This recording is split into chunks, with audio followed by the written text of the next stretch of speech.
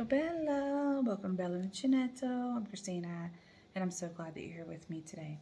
If you're new, welcome in. If you're returning, welcome back. No matter how long you've been here, I always appreciate your time. Today we have a special reading. So I guess this could be considered reading with Bella also. However, it's not Jabberwocky. Today we are going to read a book that I borrowed from a friend called Extra Yarn by Mac Barnett. It is a Caldecott honor book, and I thought it's a children's book, but it's also a yarny book. So let's read it. It says, "This looks like an ordinary box full of yarn, but it turns out it isn't."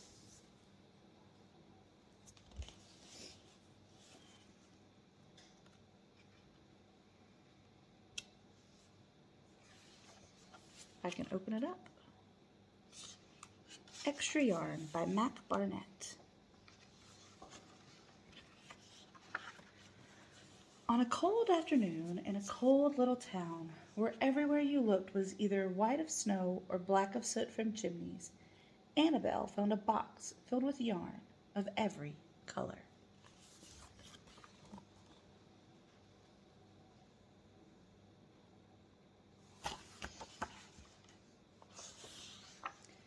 So she went home and knit herself a sweater. And when Annabelle was done, she had some extra yarn. So she knit a sweater for Mars too. But there was still extra yarn. So here's the sweater she knit herself. And here's the one she knit for Mars.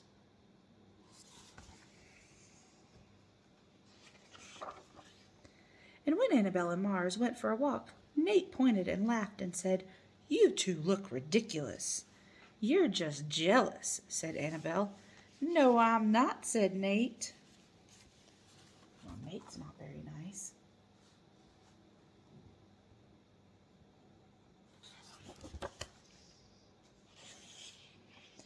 But it turned out he was. And even after she made a sweater for Nate and his dog and for herself and for Mars, she still had extra yarn. So even though he was mean, she made a sweater for Nate and his dog.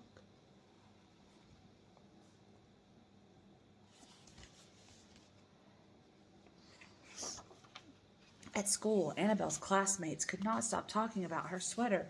"Quiet!" shouted Mr. Norman. "Quiet, everyone! Annabelle, that sweater of yours is a terrible distraction. I cannot teach with everyone turning around to look at you." "Then I'll knit one for everyone," Annabelle said, "so they won't have to turn around."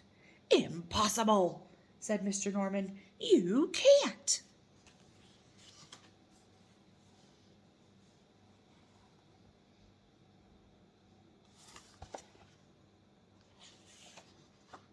But it turned out she could.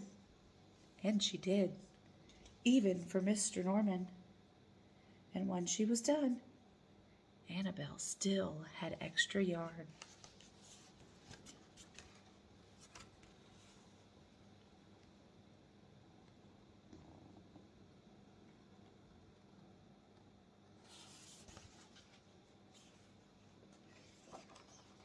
So she knit sweaters for her mom and dad, and for Mr. Pendleton and Mrs. Pendleton, and for Dr. Palmer, and for little Louise.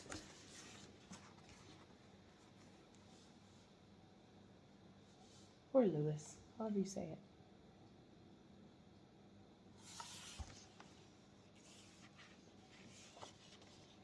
She made sweaters for everyone except Mr. Crabtree, who never wore sweaters or even long pants, and who would stand in his shorts with the snow up to his knees. "No sweater for me, thanks," said Mr. Crabtree. So she made Mr. Crabtree a hat, and even then Annabelle still had extra yarn.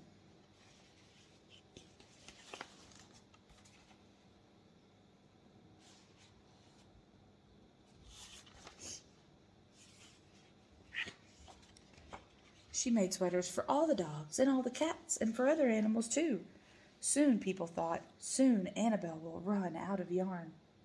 But it turned out she didn't. So Annabelle made sweaters for things that didn't even wear sweaters.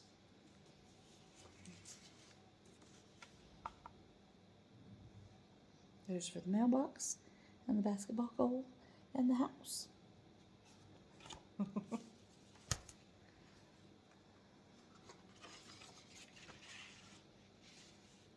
Things began to change in that little town. Wow, look at all that. You see all that?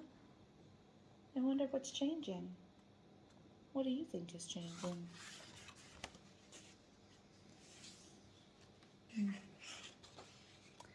News spread of this remarkable girl who never ran out of yarn, and people came to visit from around the world to see all the sweaters and to shake Annabelle's hand.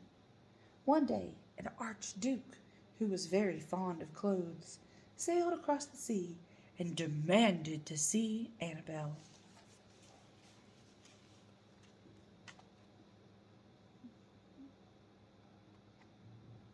There's the archduke.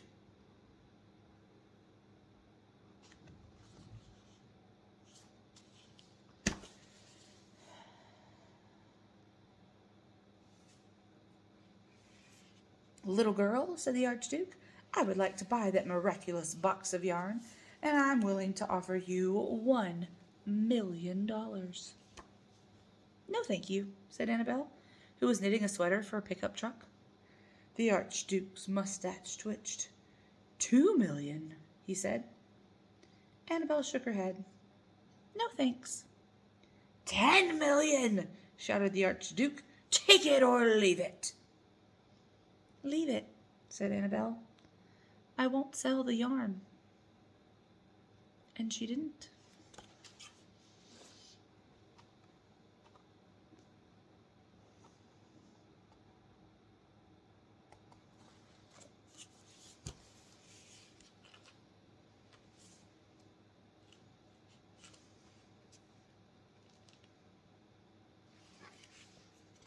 So that night, the archduke hired 3 robbers to break into Annabelle's house, and they stole the box and took it to the archduke, who set off across the snow and sailed over the sea.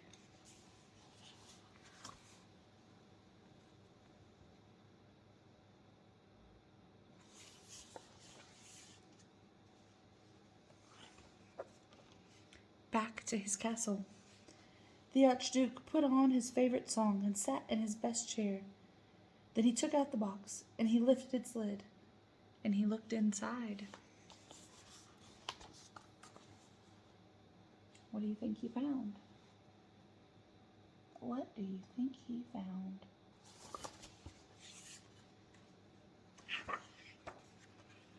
His mustache quivered. It shivered. It trembled. The archduke hurled the box out the window and shouted, Little girl, I curse you with my family's curse. You will never be happy again.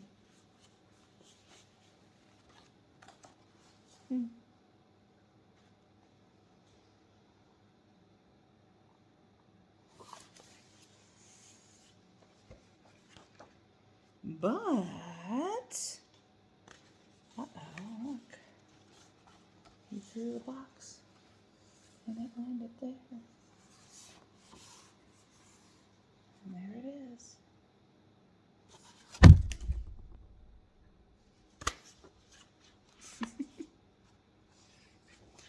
It shivered for real, didn't it?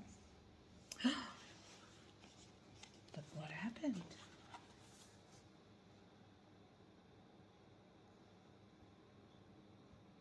Who found the box?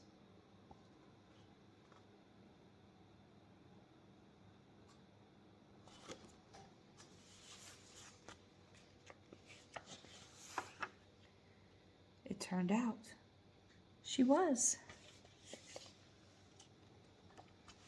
Do you remember what it said? What he cursed her with?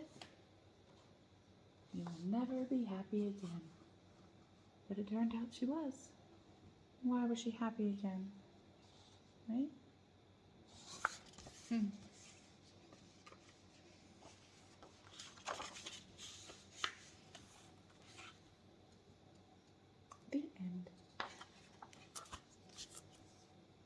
hope you have enjoyed listening to Extra Yarn. Be the change you wish to see in the world, everyone. Ciao bella!